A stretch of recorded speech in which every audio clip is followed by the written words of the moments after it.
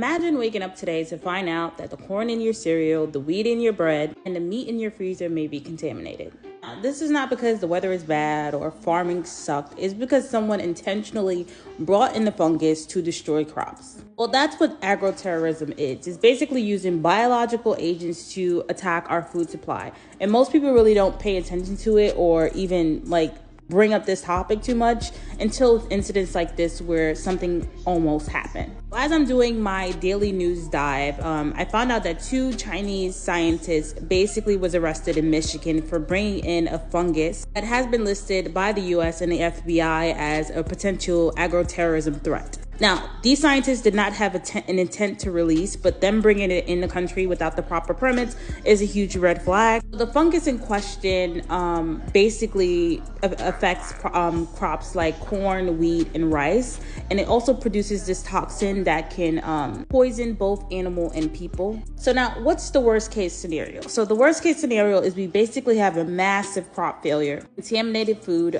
toxic grain feed for animals. Basically, millions of people will be affected, especially people within low-income households who already struggle to have access to food. And I'm sitting here and I'm thinking about it, in the structure of our food system right now, it's built in a way that makes us more vulnerable for attacks like this. We literally have monocrop farms all over the United States that's very vulnerable in general to funguses and bacteria. So imagine how fast something like this can spread. And they usually have really long, drawn out, complex supply chains, which is really hard to trace back the origin of anything in comparison to smaller farmers where things are more localized. You don't have to go through 12 different steps just to get somewhere.